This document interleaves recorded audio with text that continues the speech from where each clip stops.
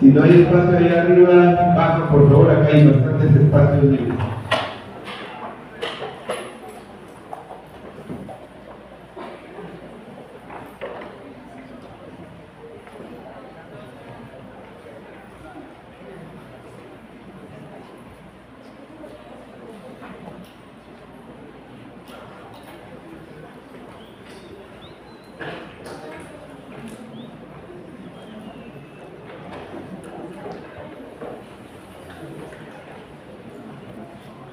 Hoy nos toca hablar de la hipertensión arterial, ¿no? Creo que ya todos saben que...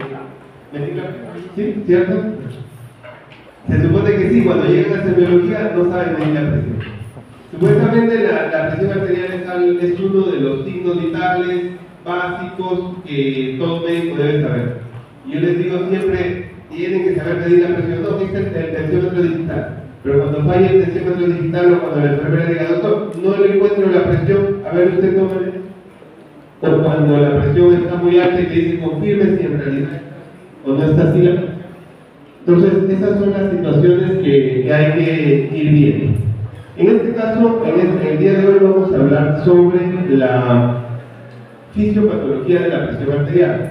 ¿Ya? No nos vamos a pasar a la parte clínica, no le voy a enseñar a medir la presión, sino a entender por qué sucede esto y algunos aspectos que debemos ir conociendo.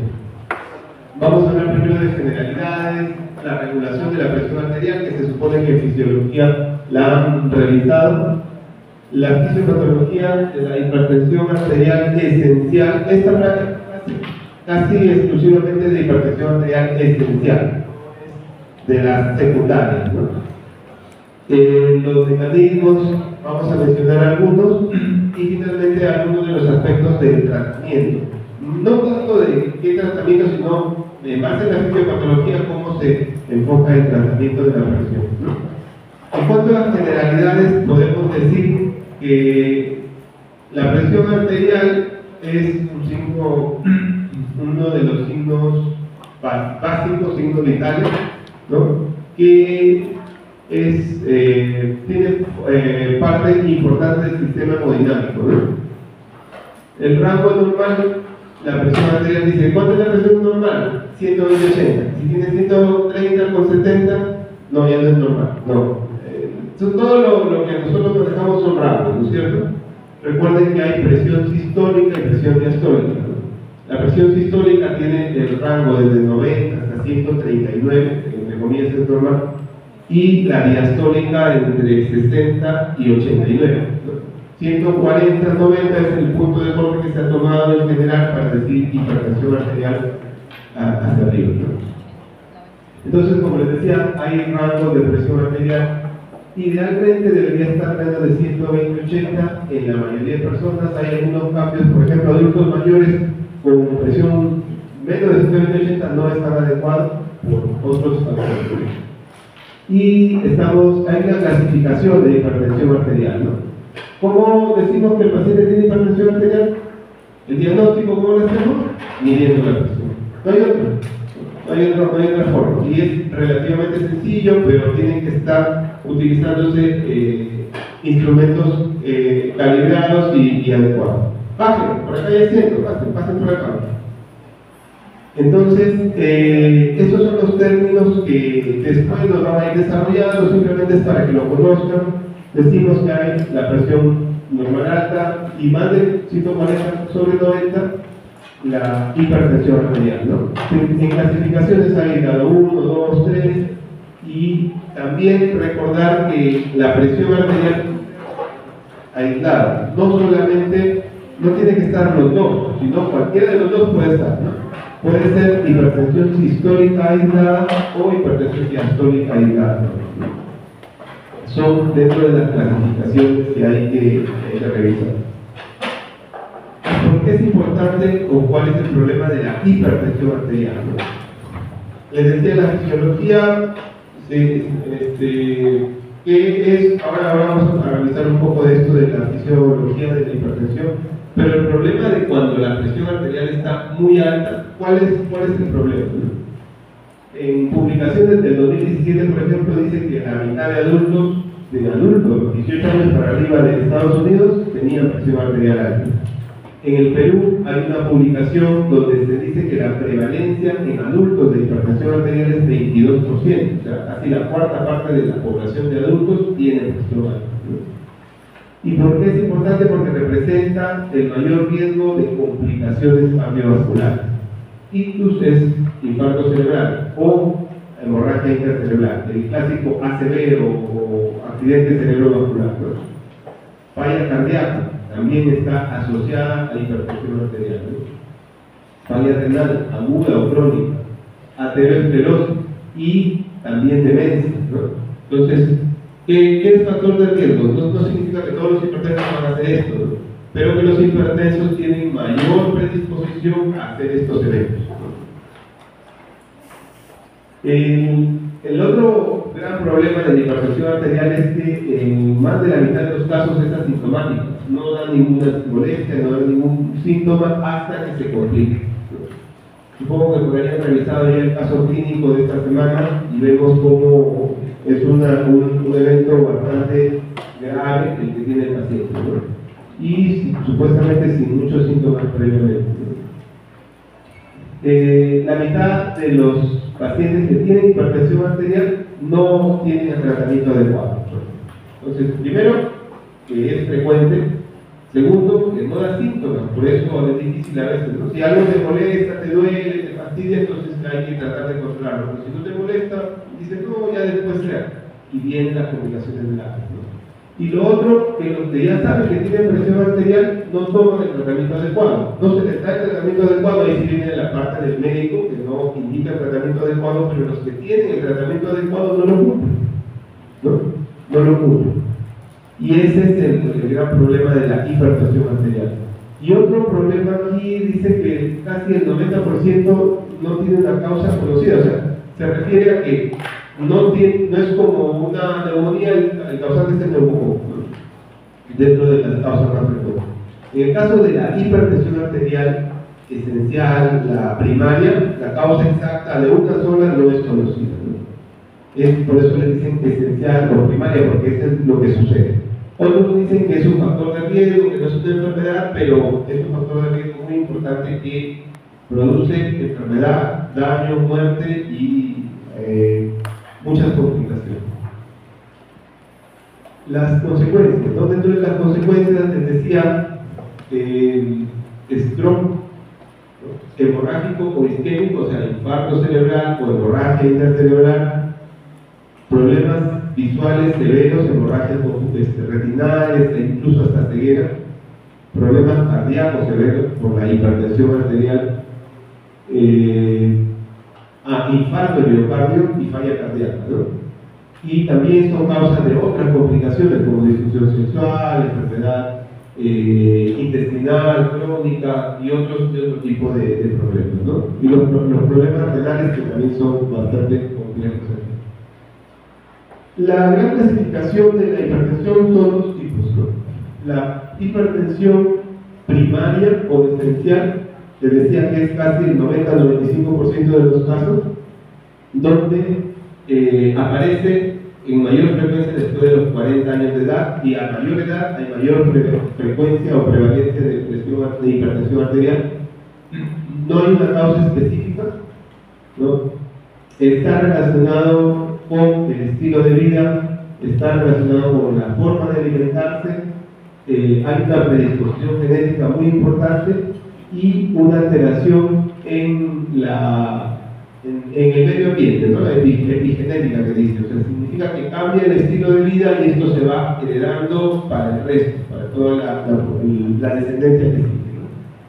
Y el otro grupo, que es más pequeño, 10 a 5% de los casos, es la hipertensión arterial secundaria, donde sí encontramos una causa exacta, ¿no? Y esto, muchas veces la hipertensión arterial secundaria es de aparición en edades más jóvenes, menos de 40 años, tiene complicaciones más graves y es difícil su tratamiento, es difícil su control, ¿no? Reciben el tratamiento adecuado, pero no pueden controlarse adecuadamente, ¿sí? Entonces recuerden esto, ¿no? Hipertensión arterial Hablamos de la hipertensión esencial y de la hipertensión secundaria. Ahora, revisando un poco de la fisiología de la hipertensión arterial, ¿no? La hipertensión arterial, la que nosotros medimos siempre, es de hipertensión indirecta. Hay formas de medir directas y formas de medir indirectas, ¿no? Para medir la presión arterial de manera directa o invasiva, ¿qué hacemos? Colocar un catéter en la arteria y a un manómetro o a un medidor de presión nos va a decir exactamente la presión. Esa es la medida exacta, ¿no? No vamos a hacer todos a los pacientes así, porque vamos a estar hincando, es cruento. Si pinchas una arteria, la sangre sale disparada y nos va a revisar todo, ¿no? En algunos pacientes críticos sí se hace, los que están en cuidados intensivos le ponen un catéter arterial, en la arteria radial, y lo conectan a un medidor y ahí va midiendo exactamente la presión arterial, ¿no? Lo que nosotros hacemos es medir indirectamente, ¿no? ¿Y cómo medimos indirectamente? Tratando de comprimir una arteria que es accesible, generalmente la del brazo, pero también puede ser de las piernas, y luego la dejamos de comprimir, ¿no? Por eso tenemos el esfigmomanómetro, y cuando comienza a aparecer la primera presión en un medidor indirecto, que es el manómetro, vamos a ver la primera presión, la sistólica, ¿no? Y luego la segunda va a ser la diastólica. ¿A qué sería igual la presión sistólica? Es a toda la fuerza que hace el ventrículo de la sístole y hace una fuerza para tratar de vencer la resistencia periférica y que la sangre salga del ventrículo, ¿no? Ese es el primer concepto, presión sistólica. Y la presión diastólica es cuando termina la sístole y va a comenzar la diástole y la sangre, entre comillas, por la resistencia que tienen hacia después, va a tender a regresar, ¿no? Entonces se cierra la válvula aórtica, ¿no? Y al cerrarse la válvula aórtica la presión disminuye y ahí como que queda, ¿no? Entonces, esta es la presión sistólica y la presión diastólica. ¿Y por qué son importantes? ¿Y por qué no podría ser la presión siempre igual? Porque lo que queremos nosotros es un ciclo cardíaco, ¿no es cierto? Que haya un flujo de sangre. No vamos a querer mantener una presión siempre. ¿Cuál es el principal función del sistema o del sistema circulatorio, ¿no? Es hacer circular sangre, ¿no? Recuerden, tenemos dos circulaciones, la arterial, que lleva oxígeno y nutrientes a todos los órganos, y la venosa, que lo regresa, lo lleva al pulmón, ¿no? Y el pulmón se vuelve a oxigenar, ¿no? Entonces, más o menos así es, por eso debe ser un ciclo continuo. Y el corazón, como es una bomba, se contrae, eyecta o expulsa la sangre, hace que salga, pero después tiene que regresar, ¿no? Entonces, ese es el ciclo que tiene. ¿Y por qué debemos tener este concepto de presión sistólica y diastólica? Porque entre las dos vamos a obtener una presión importante, que es la presión arterial media, y esa presión arterial media es lo que se necesita para que todos los tejidos y los órganos estén adecuadamente perfundidos, que llegue oxígeno y nutrientes a los órganos y pueda funcionar bien. Siempre que hablamos de la hemodinámica, los órganos principales van a ser cerebro, corazón, riñón, ¿no? A los que se debe asegurar un adecuado flujo sanguíneo para que el resto del organismo funcione bien. Entonces, les decía, la presión arterial sistólica, ¿no? Es la máxima que se alcanza a la sístole, ¿no? Luego hay una pequeña muestra, pero después llega hasta la diastólica, que es la presión más baja que va a resistir. Recuerden que esa es presión arterial, ¿no? Hay presión venosa, presión de capilar, pero estamos hablando de presión arterial. Entonces, esa es la presión arterial. Y lo que les decía, la presión arterial media es la presión en la que debe existir para que la perfusión y la oxigenación adecuada sean buenas en todos los órganos y se pueda desarrollar. La regulación. Sabemos que nuestro organismo es un organismo, valga la redundancia, bastante complejo, que con la evolución poco a poco ha ido adaptándose para que podamos vivir y pueda seguir su desarrollo, ¿no? Entonces, todo esto, les decía, no es estático. Además, esto que nosotros lo separamos y lo escudriñamos para entenderlo, no funciona aisladamente, separadamente, sino es todo un conjunto. Entonces, eso es lo que hay que entender. Hay mecanismos reguladores de la presión, ¿no? Mecanismos agudos, crónicos y el mecanismo diario que tenemos, ¿no? Dentro de los mecanismos agudos tenemos los neuronales y los tumorales, ¿no? Y este más o menos es para ver cuál es la evolución de la presión arterial, ¿no? Aquí la presión arterial que sale en los grandes vasos, ¿no? Tenemos aorta, los vasos de las ramas principales. La presión que medimos generalmente es en la arteria umbral o braquial. Vamos a tener este rango, ¿no? 70 o 80, 120, los 120, 80. Luego, cuando van aumentando y va pasando, va disminuyendo el calibre, va alejándose más del corazón, va a ir disminuyendo, ¿no? Y esta disminución, aquí decíamos, es la presión del pulso. ¿Qué es la presión del pulso? La diferencial entre presión arterial sistólica y diastólica. Presión arterial de pulso no es igual que presión arterial media, ese concepto ya lo tienen claro desde fisiología, ¿cierto? Presión arterial media, antes estaba, es la presión arterial que permite la perfusión renal, o sea, un cálculo aproximado, ¿no? Y la presión del pulso es la diferencia, ¿no? Si estamos diciendo 120-80, la presión arterial media es 75 más o menos, ¿no? Pero la presión del pulso sería, ¿cuánto sería? ¿La presión del pulso? ¿Cuánto? 40, ¿no? 40. La presión del pulso, 120 menos 80, 40. Entonces, esa es la presión del pulso, recuerden, ¿no? Presión arterial media es la presión desde esta línea, desde 0 hasta esta línea. Entonces, como les decía, aquí si tenemos 120, 80, tenemos 85, 90 más o menos la presión arterial media. Pero la presión del pulso es esta diferencia, ¿ya? Les decía, presión arterial media 75 es lo mínimo que debe haber para que el paciente, la perfusión sea adecuada. En este caso no hay 65, hay más de 65 de presión arterial media.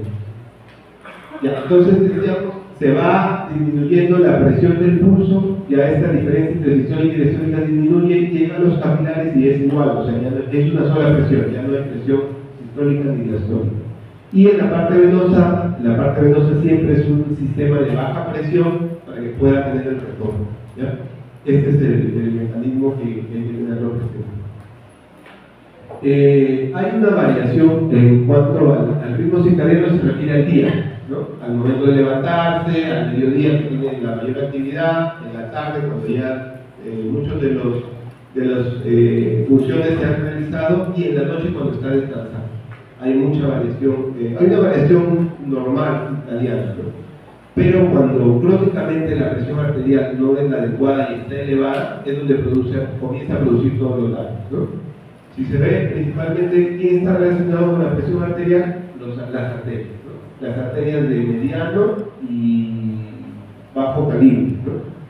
Si esto a la larga está crónicamente afectado, va a producir un daño a nivel arterial. Y todos los órganos son los que tienen arterias, pero vamos a ver los mecanismos que se desencadenan acá, ¿no?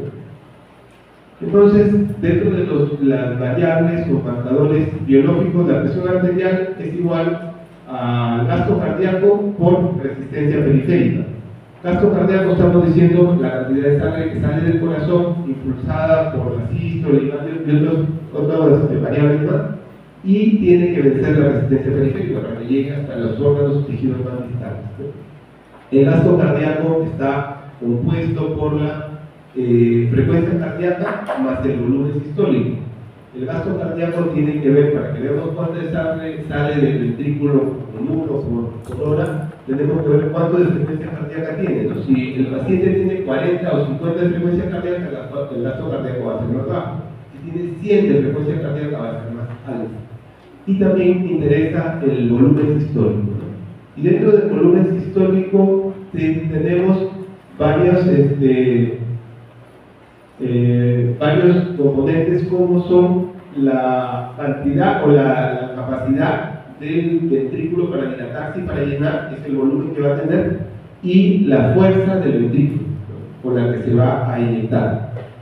Y esto también va a tener mucho que ver con varios componentes a nivel del sistema nervioso central, ¿no? Estamos hablando de catecolaminas, del sistema nervioso simpático y otros componentes. Y el volumen sanguíneo también está influenciado por la cantidad de líquido que tenemos en el intravascular, ¿no? Y recuerda, creo que como el doctor Castillo ya hablaron de los compartimientos, el intracelular y el extracelular. Y en el extracelular tenemos el volumen circulatorio que está dentro de las arterias o del sistema arterial y venoso, y el líquido extracelular, intersticial, que es el otro, ¿no? Entonces, aquí para la presión arterial estamos refiriéndonos al intravascular. Y el intravascular tiene que ver mucho con la variación o la regulación renal del sodio, ¿no? Dentro del intravascular juega mucho que ver la cantidad de agua, pero también la cantidad de sodio. Y ahí vamos a ver cómo se maneja y se distribuye entre el intracelular, el extracelular y el intravascular, ¿ya? Y aquí tenemos fisiológicamente que están relacionados también otros mecanismos, la aldosterona, hormona antidiurética, también el sistema nervioso simpático y otros, y el parasimpático, ¿no? Esta es por la parte del gasto cardíaco, ¿no? Que tenemos varios componentes que funcionan ahí. En la resistencia periférica tenemos también otros componentes que van a influenciar, como la regulación circundante, ¿no? Sabemos que las arterias tienen las tres capas, pero la endotelial o la íntima, la capa media que es músculo liso y la serosa, ¿cierto? Las arterias, la capa intermedia o la capa media tiene un componente de músculo liso mayor que otros tipos de vasos, ¿no? Y esto está regulado por hormonas que están circulando, como la angiotensina y las catecolaminas, ¿no? También existe otra intervención directa, ¿no? Por otros receptores a nivel de los vasos de calibre intermedio, reguladores también locales. Y aquí, de ahí vamos a comentar que el proceso inflamatorio, el mecanismo inflamatorio también está bastante relacionado, ¿no? Y después también la cantidad de los reguladores circundantes, ¿no? Los eritrocitos, el hematocrito, la cantidad de sangre que está circulando influye también en la resistencia vascular periférica, ¿ya? Entonces, ya lo sabemos de memoria: presión arterial, gasto cardíaco por resistencia periférica, pero recuerden que tienen varios de estos factores que influyen sobre la presión arterial en sí, en su conjunto.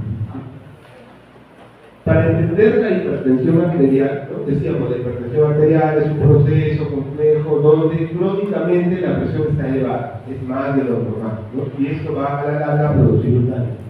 Pero decíamos, el 95% de los casos de hipertensión, la causa exacta no se conoce, o no se conoce una causa de esto. Dentro de los mecanismos que se han explicado o que se postulan para la causa de esto es, por supuesto, el corazón tiene que estar relacionado, el funcionamiento del corazón, decíamos, la contractilidad miocárdica, la frecuencia cardíaca, pero lo más relacionado es a nivel periférico, la resistencia vascular periférica. Y aquí hay dos órganos que entran en juego, ¿no? La parte de los receptores y la parte del riñón, ¿sí?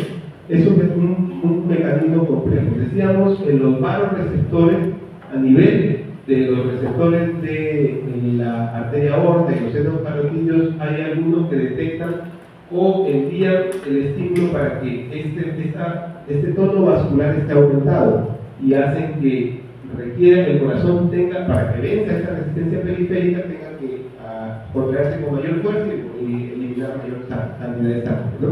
Uno de los mecanismos son los vasoreceptores. Y el otro, el que está asociado, es el riñón y glándula suprarrenal, ¿no? El riñón principalmente en el mecanismo del control del sodio, ¿no? Se retiene el sodio, por ende se retiene más agua, aumenta el intravascular, y esto va a hacer que se tienda a mayor presión arterial y exista la necesidad de aumentar la presión arterial, retención de sangre. La suprarrenal también está influenciada aquí, y la principal hormona es la aldosterona. Y vamos a ver el sistema de renina que tiene aldosterona. Si acá no alcanza, bajen acá tienen sitio, por favor, bajen acá tienen sitio para que se sienten. Y aquí adelante también hay silla. Entonces, aquí al final tendríamos que no es solo un mecanismo para aumentar el gasto cardíaco y resistencia periférica, sino tenemos varios mecanismos. Pueden bajar, acá adelante. ¿Sí? Para que no se duerman. Ahora, dentro de los mecanismos neuronales, sí, que están relacionados, les decía que hay vasoreceptores y quimioreceptores, ¿no? Dentro de los vasoreceptores, les decía que en el callado aórtico y en el seno carotídeo tenemos células especializadas, son parte del sistema neurológico especializado que detecta las variaciones de presión, ¿no? Entonces, detecta que necesita mayor presión y esto induce el aumento del tono simpático. El sistema nervioso simpático tiene mucho que ver y hace que aumente la resistencia periférica, ¿no? Y los quimioreceptores también. Y quimioreceptores estamos hablando sobre la regulación de sal, ¿no? Ahí hay una disfunción en esto y manda la mala señal o la orden inadecuada de que no tiene, de que falta sal, entonces va a trabajar y aumentar la presión arterial. Dos de los mecanismos relacionados. Y dentro de los mecanismos humorales que están más relacionados en la fisiopatología de la hipertensión arterial, tenemos el sistema renina-angiotensina-aldosterona, el clásico sistema que ya lo conocen desde antes, ¿no? Aquí en el sistema renina-angiotensina-aldosterona sabemos que tenemos el angiotensinógeno que pasa a angiotensina 1, ¿no? Generalmente se produce en el pulmón, luego aquí va a producir, esto puede incrementar la aldosterona, y la aldosterona, el efecto va a ser retener sodio, ¿no? Actúa a nivel renal reteniendo sodio.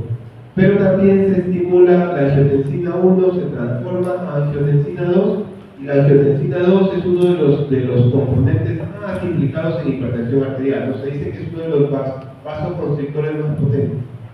Y entre los efectos principal es producir vasoconstricción, y esto induce hipertensión arterial, ¿no?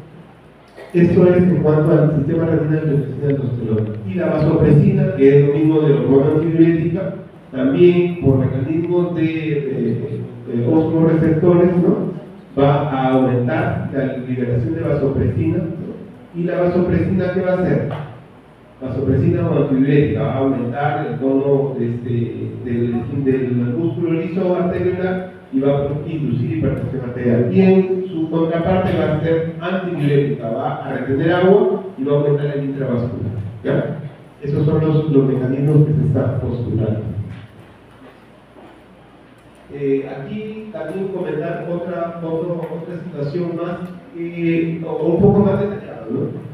El sistema renina-angiotensina-aldosterona no está exclusivamente referido a los riñones, el suprarrenal, sino a nivel sistémico, ¿no? Por ahí decíamos que el angiotensinógeno venía desde los pulmones, está circulando y después a nivel de angiotensina 1 y angiotensina 2 está la enzima convertidora de angiotensina, ¿no? ¿Recuerdan que hay una enzima convertidora de angiotensina que hace que este angiotensinógeno 2 se transforme en angiotensina 1 y después en angiotensina 2, ¿no? Y el otro mecanismo implicado son los receptores, ¿no? Ahora, ¿cómo la angiotensina hace que se constriñan o que se contraigan los vasos arteriales? Porque hay algunos receptores, ¿no? Los AT1 y los AT2, donde algunos tienen una función específica, ¿no? Pero principalmente, aquí también influye la aldosterona, y lo que va a hacer es, al activar estos receptores a nivel de los vasos sanguíneos, va a producir vasoconstricción y va a aumentar la resistencia vascular periférica, por ende, aumentar la presión arterial, ¿sí? Recordar que aquí hay otro sistema también, el de las bradykininas, ¿no? Que va a actuar directamente sobre activando algunos péptidos y produciendo también vasoconstricción. Entonces, todos estos mecanismos son los reguladores normales que deben aparecer, pero cuando hablamos de hipertensión arterial, estos comienzan a disfuncionar, ¿no? Ya decíamos, no es que no conozcamos las causas de hipertensión arterial, lo que sí conocemos es muchos mecanismos que interfieren, no es uno solo, sino son muchos mecanismos. Y cuando estamos hablando de hipertensión arterial, se ha encontrado que hay secreción inapropiada de la antidiurética, que hay una vasoconstricción, un tono vascular aumentado, que hay una inapropiada retención de sodio, que aumenta el volumen intravascular, hay una secreción anormal de la aldosterona y está el funcionamiento tanto del corazón como del sistema vascular, ¿no? Arterial, están afectados, ¿no? Entonces, el concepto que hay que tener de hipertensión arterial, uno no es que no se conozca la causa, sino que son múltiples mecanismos, ¿sí? Y la mayoría de veces están presentes varios factores, no son los otros, ¿no? Por aquí tenemos que ver que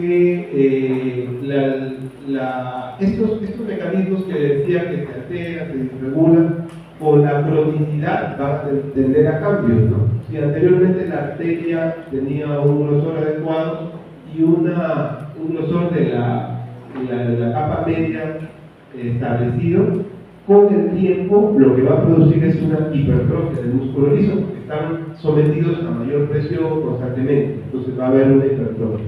Pero cuando pasa mucho tiempo, esta hipertrofia está muy asociado a la ateromatosis, y después de que hay un crecimiento van a comenzar a calcificarse, y ese músculo liso ya no va a cumplir su efecto motor, sino vamos a tener unas arterias calcificadas, grandes, dañadas, que ya no van a poder tener la reacción adecuada que deberían tener, ¿no?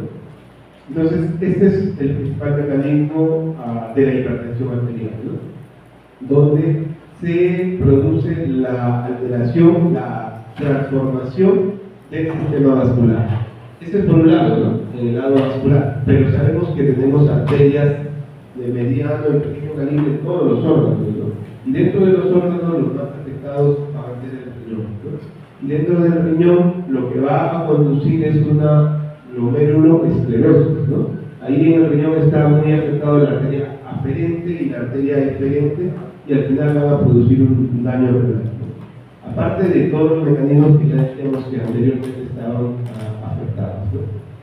A su vez, esta exposición crónica de hipertensión arterial va a tener la respuesta de hormonas simpáticas como adrenalina, noradrenalina, el tono del sistema nervioso simpático va a estar aumentado y va a producir cambios que ya no se revierten, ¿no? Y van a estar en este sentido. Muy bien, entonces ese es el concepto que quisiera que se tenga, que es multifactorial, que hay a la vez predisposición genética. Sí, cierto, anteriormente decía no solo los pacientes de raza negra van a tener hipertensión arterial, no, es cierto, sí tienen mayor predisposición, pero no todos. Y lo que influye mucho es el ambiente, el medio ambiente, ¿no? Varios de los factores que suceden, ¿no?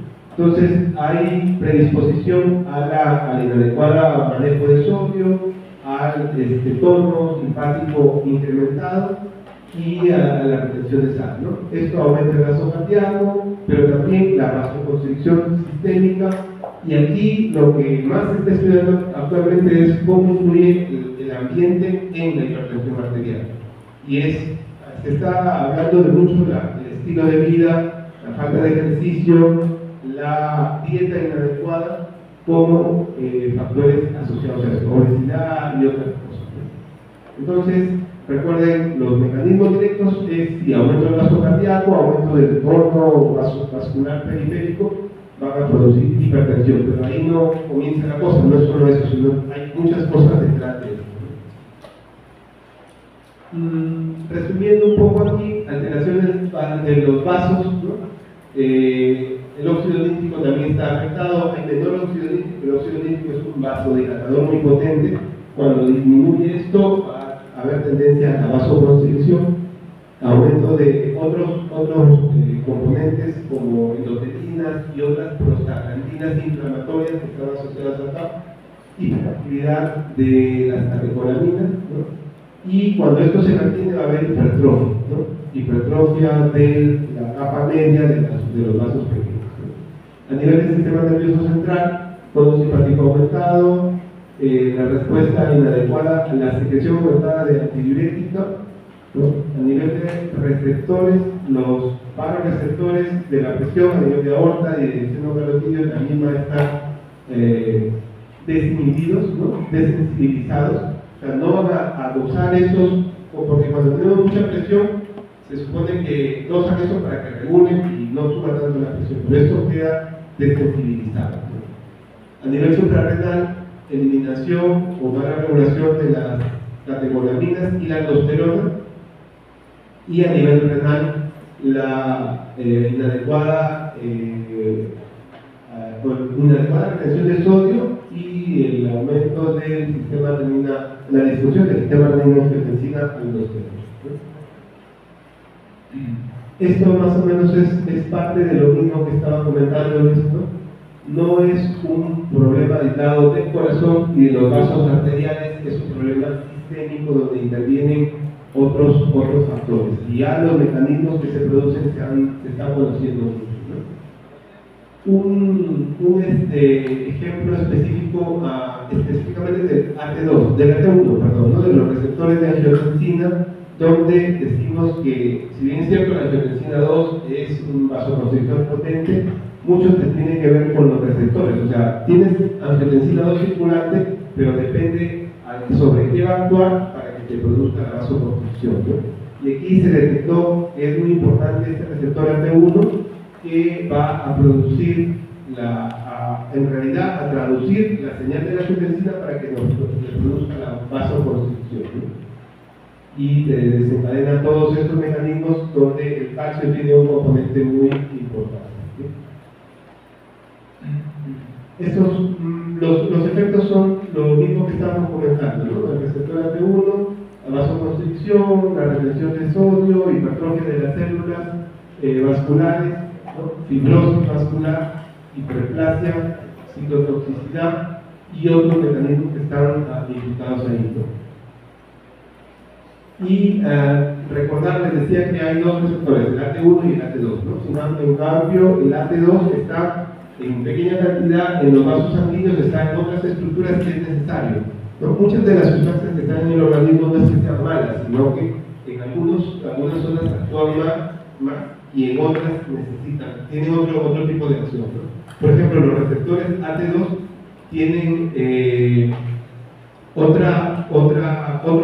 efecto, ¿no? Ya no el efecto vasomotor, pero tampoco podríamos eliminar la angiotensina 2, por ejemplo. No dice, la angiotensina 2 produce hipertensión y tengo la angiotensina 2. No se puede, porque los efectos necesarios en otras partes del organismo son benéficos y deben realizarse.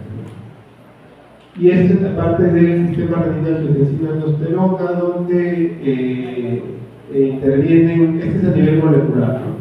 Antes se decía que había solo dos tipos de receptores, AT1 y AT2, ahora se dice que hay hasta 4 o 6 que tienen otras funciones que se siguen descubriendo, pero lo principal que estamos viendo es el AT1 en la hipertensión arterial. Y para complicar más la cosa, viene la teoría del mosaico de la hipertensión arterial. Ya no son 2 o 3 mecanismos, sino son 8 los componentes que producen hipertensión arterial. Entonces dice que hay un componente genético, hay un componente adaptativo, pero lo postulan otros más, ¿no? Sí se ve un poquito mejor.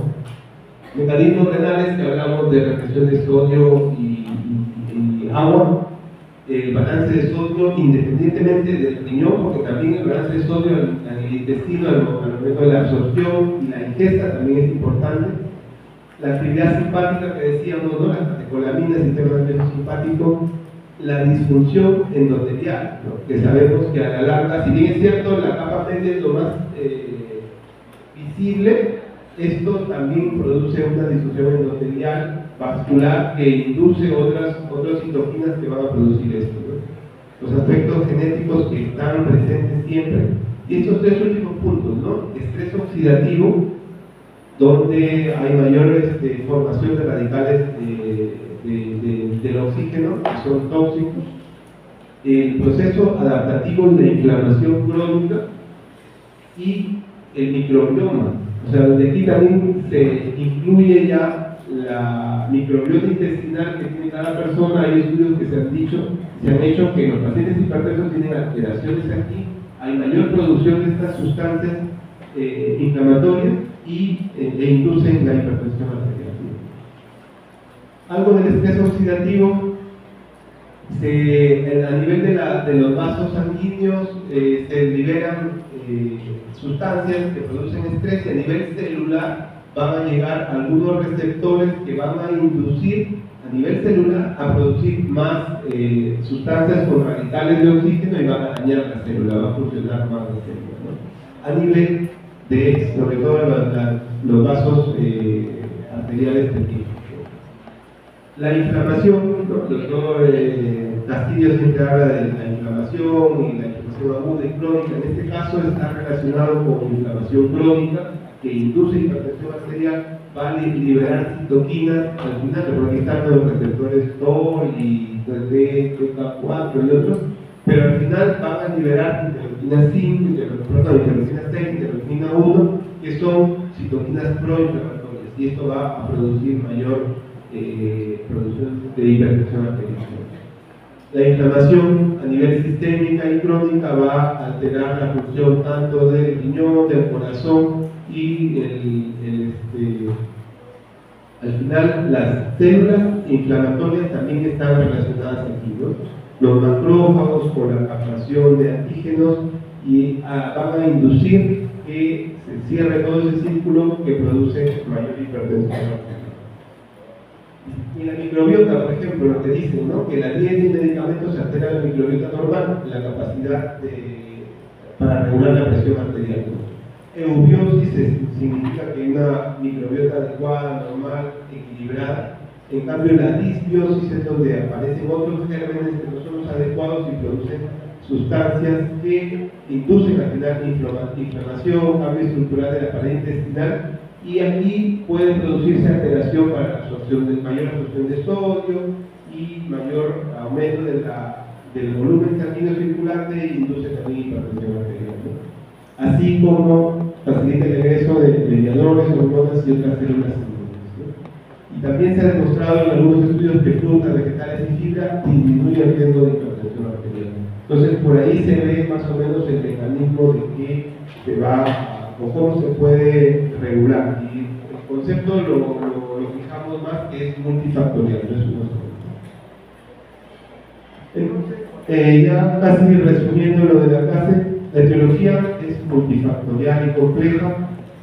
Hay un componente genético y otro adquirido, varía en cada individuo, no todos tienen igual mecanismo para desarrollar la presión arterial. Están implicados todo lo que hemos hablado, sí, pero algunos más que otros, de acuerdo a cada individuo, diferente forma de inicio, diferente forma de mantenimiento y diferente forma de progresión. En algunos va muy rápido, en otros no tanto, y tiene mayores complicaciones que otros. Y recuerden que el estrés oxidativo, la inflamación y la respuesta inmune están asociados a la hipertensión arterial. En cuanto a hipertensión arterial secundaria, vamos a comentar algunos mecanismos. No es esta clase específicamente de esto, pero los casos más frecuentes de hipertensión arterial secundaria podemos mencionar la falla renal crónica, ¿no? Casi todos los pacientes con falla renal van a tener hipertensión arterial, ¿no? Y aquí estamos hablando de mecanismos importantes como la retención de sodio y el efecto de la renina angiotensina-aldosterona, ¿no? El aumento de la angiotensina como causa de esto. O sea, un paciente que bruscamente hace hipertensión arterial, siempre hay que primero buscar causas secundarias, ¿no? Está su función renal bien, entonces si está mal la función renal es una hipertensión secundaria. Lo otro, el hiperaldosteronismo primario. Un paciente que tiene secreción incrementada de aldosterona va a tener una actividad muy alta de renina angiotensina aldosterona. Estenosis de las arterias renales, ¿no? Muchos de los experimentos para estudiar la hipertensión arterial eran los modelos de hipertensión generados, y era cerrar las arterias renales, o sea, ligar las arterias renales inducía hipertensión arterial, ¿no? Pero siempre que hay una hipertensión arterial muy alta hay que tratar de buscar si hay un problema renal en estos pacientes, ¿no? Feocromocitoma, un problema muy raro, pero que liberan algunas hormonas que producen picos muy elevados de hipertensión.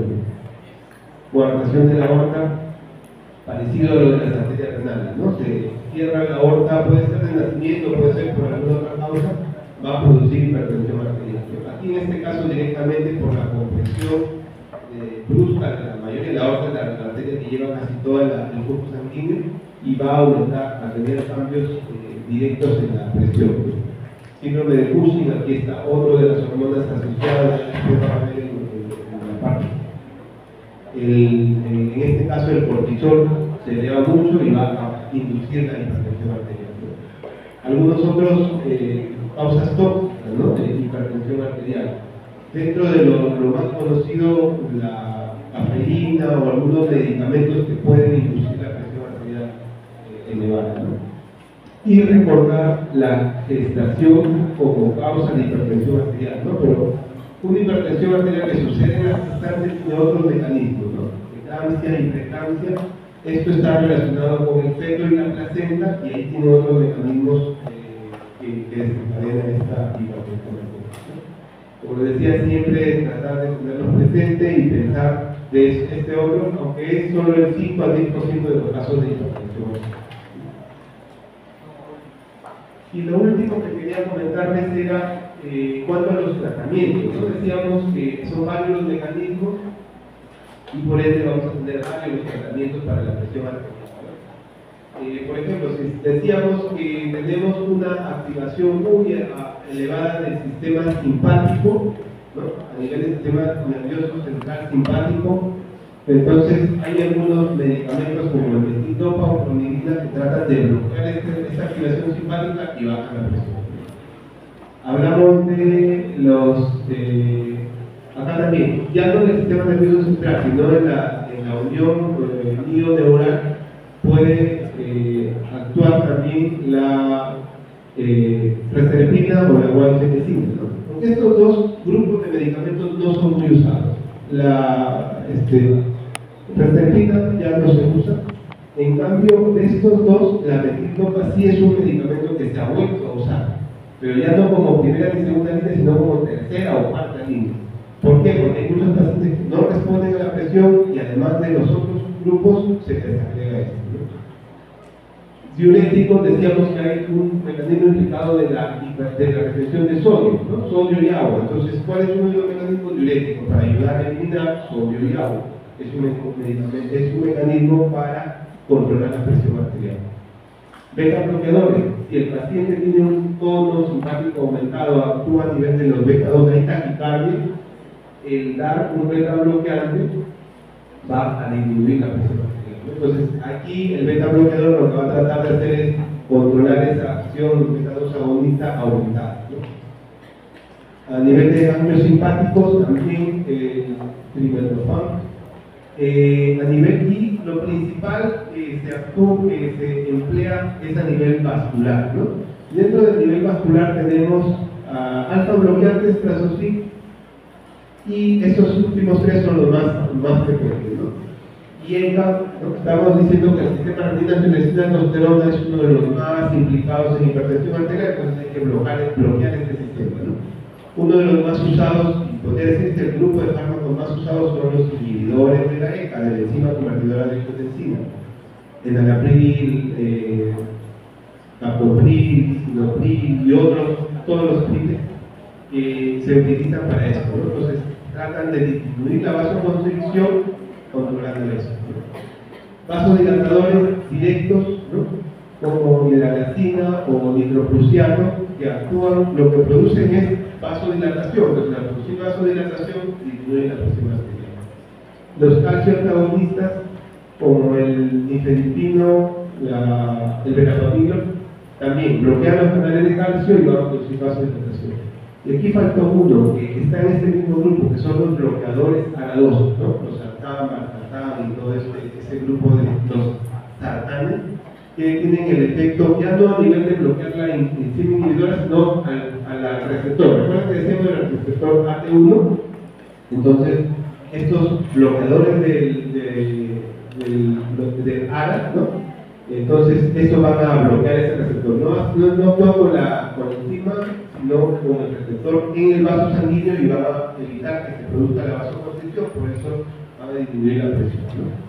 Entonces aquí los más utilizados podríamos decir IECA y ARA2, ¿no? Los receptores de angiotensina, y los bloqueadores antagonistas de receptores de angiotensina. Y esto es más o menos lo que quería explicarles del mecanismo de la hipertensión arterial. Muchas gracias.